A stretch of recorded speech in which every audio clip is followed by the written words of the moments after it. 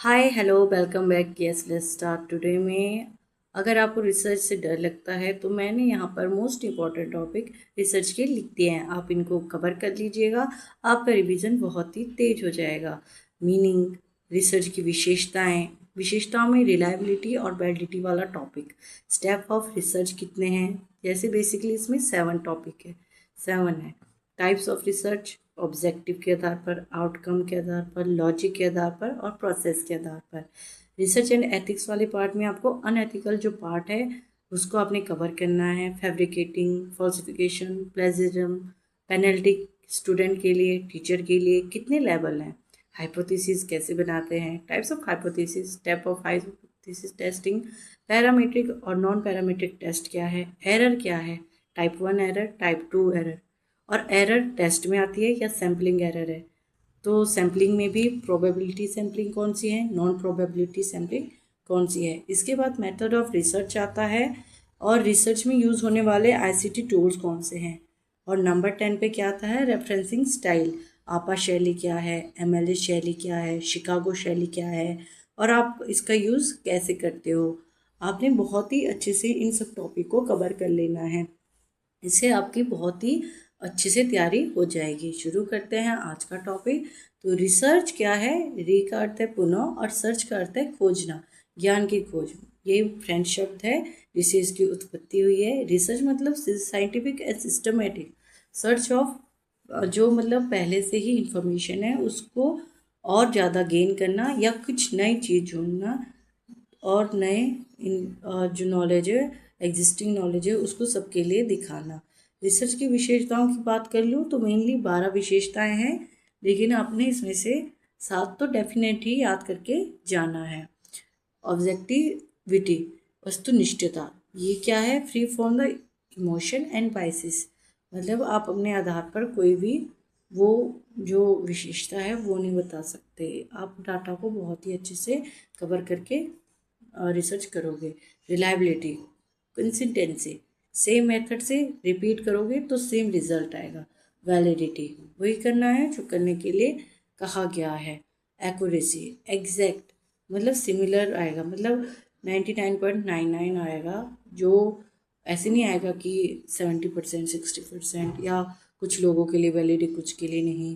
Credibility आता है क्योंकि हमने बेस्ट सोर्स यूज़ किया है, बेस्ट डाटा यूज़ किया है, अपना हमने द बेस्ट देते हैं रिसर्च में, तो उससे क्या आती है, क्रेडिबिलिटी। जनरलाइजेशन, जो हमारा रिजल्ट आता है वो बहुत ही सबके लिए हम अप्लाई कर सकते हैं। साइक्लिक रिसर्च, अगर कोई भी दूसरा व्यक्ति उसी प्रॉब्लम को दोबारा अगर रिसर्च करेगा तो उसके पास भी वैसा ही रिजल्ट आएगा। और साथ में जहाँ पे मैंने रिसर्च ख़त्म करी है वहाँ से कोई और व्यक्ति अपनी रिसर्च स्टार्ट कर सकता है। मेरे लिए प्रॉब्लम है, मैंने सॉल्यूशन निकाला, तो जो मेरा सॉल्यूशन है वो किसी और के लिए प्रॉब्लम, मतलब वो रिसर्च का टॉपिक बन जाएगा। लॉजिकल है, रीज़न होते हैं, इसमें अजम्पशन और बिलीव कुछ नहीं होते हैं। आप जो साइंटिफिक प्रोसेस है उसको अप्लाई करते हो। रिप्लिकेबल, रिसर्च रिपीट होती है, सेम रिजल्ट आता है। सेम रिजल्ट आता है जब आप डिफरेंट डिफरेंट व्यक्ति इसको करते हैं। अब टाइप ऑफ रिलायबिलिटी की बात कर लेते हैं। आप इसको आईआईटी पास से याद कर सकते हो, जैसे इंटर रेटर हो गया, इंटरनल कंसिस्टेंसी हो गया, टेस्ट हो गया, पैरेलल फॉर्म हो गए। इसके बाद टाइप्स ऑफ वैलिडिटी की बात कर लें तो इसमें फेस वैलिडिटी आ गया, कंटेंट वैलिडिटी आ गया, क्राइटेरिया वैलिडिटी आ गया, एग्जैक्ट एक्सटर्नल वैलिडिटी आ गई, इंटरनल वैलिडिटी आ गई, कंस्ट्रक्ट वैलिडिटी आ गई। आपने ये सारे टॉपिक जो यहाँ पर मैंने मेंशन किए हैं, जो ये types of reliability and validity दी है प्रीवियसली, इसमें से 2 से 3 क्वेश्चन आए हैं, मतलब हर शिफ्ट में एक एक क्वेश्चन आता ही है वैलिडिटी का और रिलायबिलिटी का। और मतलब विशेषताओं से एक या 2 क्वेश्चन रिसर्च वाले टॉपिक में आपको देखने को मिल ही जाता है। इसमें बात कर लेते हैं जैसे फेस वैलिडिटी क्या है। तो जैसे जिस चीज़ पे आप रिसर्च कर रहे हो वो दिखना चाहिए। जैसे आपके पास कोई टेस्ट हो या आपका इंग्लिश का पेपर है तो उसमें इंग्लिश के ही क्वेश्चन होने चाहिए। अगर वहाँ पे हिंदी, मैथ्स, साइंस वो ऐड कर दिया जाए तो वो चीज़ नहीं रहती। Content validity, plan implement, plan क्या है आपका, वो कौन, उसमें आपने जो प्लान बनाया है वो उसमें इम्प्लीमेंट हुआ है या नहीं हुआ है, क्राइटेरिया क्या है, वो सारी वैलिडिटी आपने इसमें परफेक्ट ली है।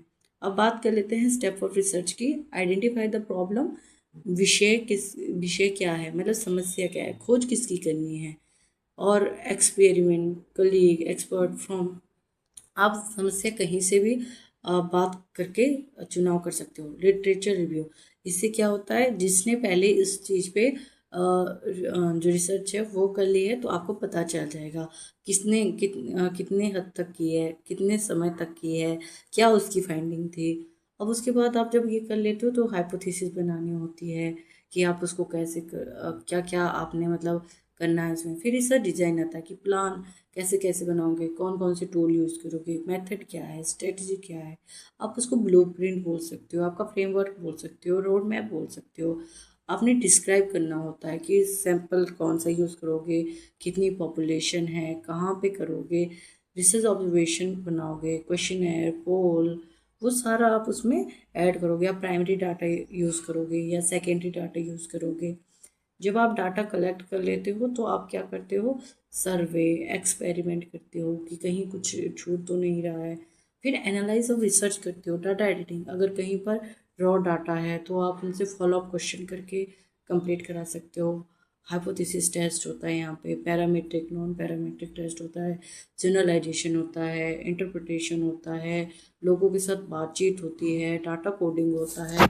इसके बाद आप क्या करते हो, रिपोर्ट राइटिंग करते हो। रिपोर्ट राइटिंग में आप में कौन सी रेफरेंस यूज़ करनी है, कौन सी रेफरेंसिंग स्टाइल यूज़ करनी है, आप कैसे अपने डाटा को कहाँ कहाँ से यूज़ करा है, आपने सब कुछ अपना जो रिसर्च किया है उसमें क्या फाइंडिंग हुई है, क्या सॉल्यूशन मिला है आपको, वो सारा आपने उसमें कवर करना होता है। तो आपको बेसिकली पता चल गया होगा कि स्टेप ऑफ रिसर्च 7 है, लेकिन इसके अंदर भी बहुत सारे छोटे छोटे स्टेप है जो आपको कवर करने हैं। मैंने मोटा मोटा आपको बता दिया है। इसके बाद बात कर लेते हैं टाइप्स ऑफ रिसर्च की। तो ऑब्जेक्टिव के आधार पर एक्सप्लोरेटरी है, डिस्क्रिप्टिव है, कोरिलेशन है, एक्सपेरिमेंटल है, एक्सप्लानेटरी है। आउटकम्स के आधार पर बेसिक, अप्लाइड और एक्शन रिसर्च है। आपने आउटकम्स के आधार पर ये सारी जो मैंने रिसर्च यहाँ पे लिखी है, जैसे लॉजिकल, इंडक्टिव रिसर्च कौन सी होती है, डिडक्टिव कौन सी होती है, प्रोसेस के आधार पर क्वालिटेटिव है या क्वांटिटेटिव है या मिक्स्ड है, other historical, expose factor, primary research है, सेकेंडरी रिसर्च है, एग्जेक्टिशल रिसर्च है। तो आपने ये सारी जो रिसर्च मैंने यहाँ पे लिखी है, आपने इनको एक एक करके बहुत ही अच्छे से पढ़ लेना है। आपको जो मैं ये रिसर्च बता रही हूँ, आपकी बिल्कुल मेनली जो आपने बिल्कुल अच्छे से इसको रिपीट किया है, तैयार किया है, आपने एक एक रिसर्च को बहुत अच्छे से पढ़ना है ताकि आपके एग्ज़ाम में अच्छे से आप इसको कवर कर पाओ। आगे चलते हैं इसी के साथ नेक्स्ट टॉपिक पे। हमारा जो एक मेन टॉपिक आता है रिसर्च और एथिक्स में, जो पेनल्टी लगती है वो कैसे कैसे लगती है। तो 2018 में पेनल्टी के लिए जो डिपार्टमेंट बना था, disciplinary action academy misconduct panel, वो हायर एजुकेशन कमेटी के रिकमेंडेशन पे बना था। और इसमें मेनली कितने लेवल हैं, लेवल इसमें 4 हैं, लेकिन बोलते कितने हैं, 3, level 0, level 1, level 2, level 3। Penalty student के लिए कैसे लगती है, अगर 0 से 10% के बीच में हो तो नो पेनल्टी लगती है। फिर लेवल 1 पे कितनी, 10 से 40 6 मंथ्स के लिए आपको निलंबित कर दिया जाता है। लेवल 2 पे आपको 1 ईयर का टाइम और 1.5 ईयर का टाइम मिलता है। उसके बाद लेवल 3 पे आपका रजिस्ट्रेशन कैंसिल ही हो जाता है। यहाँ पे रजिस्ट्रेशन की स्पेलिंग थोड़ी मिस्टेक हो गई है, sorry for that. Penalty teacher के लिए क्या होगी, फैकल्टी स्टाफ जो आप मतलब आपका गाइड होता है उसके लिए क्या होता है, और 0 से 10% होती है तो उस पर कुछ नहीं होता है। लेकिन अगर आपने 10 से 40% की है तो आप 1 ईयर के लिए उसको पब्लिश नहीं करवा सकते। उसके बाद आप सेकंड जो 40 to 60% है, आपका 2 ईयर के लिए सुपरविजन रोक दिया जाएगा और पब्लिकेशन 2 साल के लिए रोक दिया जाएगा। 60% का वैसा ही है, 2-3 साल। और वो इसके बाद ICT की बात कर लेते हैं। प्री डाटा यूज़, जैसे मतलब जब आपने रिसर्च स्टार्ट नहीं करी है उससे पहले आप क्या क्या यूज़ करते हो। जैसे लिटरेचर के लिए करोगे Google Scholar, ResearchGate, Academia, Shodhganga, शोध गंगोत्री, GSTOR, है ना। लिटरेचर ट्रैकिंग के लिए एंड्रोड, मेंडले, जुटेरो, इजी बिब्लियोग्राफी। क्वालिटेटिव या क्वांटिटेटिव डाटा कलेक्शन के लिए MS वर्ड, गूगल फॉर्म, सर्वे मंकी, ऐसे करके आप सेकंड डाटा एनालाइज के लिए भी करोगे। जैसे यहाँ पे मैंने सारे वो जो टूल है आपके लिए लिख दिए हैं। क्वालिटेटिव डाटा के लिए, क्वालिटेटिव डाटा के लिए आप क्या क्या करोगे, SPSS है, R है, मैटलैब है और सास है, ग्राफपैड है, माइक्रोसॉफ्ट है। क्वालिटेटिव डाटा के लिए निवो भी है, एटलस है, मैक्स क्यूट ये है। आपने ये सारे जो मैंने यहाँ पे टूल्स लिखे हैं, आपने एक एक करके सबकी अच्छे से मतलब देखना है कि कौन सा लिटरेचर सर्च में हो रहा है, कौन सा लिटरेचर ट्रैकिंग में हो रहा है, कौन सा आपके डाटा कलेक्शन में यूज़ हो रहा है, डाटा एनालाइज में कौन कौन से हो रहा है, क्वालिटेटिव डाटा के लिए कौन सा हो रहा है, क्वांटिटेटिव डाटा के लिए कौन सा टूल यूज़ हो रहा है। यहाँ से भी 1 या 2 क्वेश्चन आपके एग्ज़ाम में ज़रूर आता है। अब बात कर लेते हैं कि आपने ये सारे टॉपिक कैसे पढ़ने हैं। जैसे मैंने स्टार्टिंग में आपको टॉपिक के नाम बता दिए हैं, आपने एक ही टॉपिक उठाना है और बिल्कुल उसे अच्छे से पढ़ते हुए चलना है ताकि आप बहुत ही अच्छे से उसकी तैयारी कर लो। इसके बाद जो आगे का हमारा टॉपिक है उस पर बात कर लेते हैं।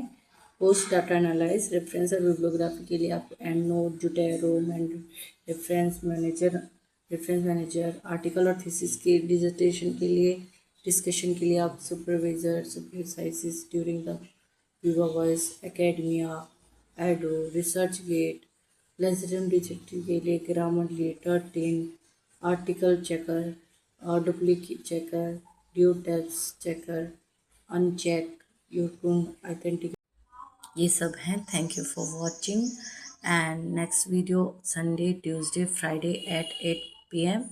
लाइक, शेयर, सब्सक्राइब करना ना भूलें। Yes, let's start today. जैसे हमारे 100 सब्सक्राइबर हो जाएंगे मैं आपको इस यूनिट की फुल फ्री नोट्स दे दूँ।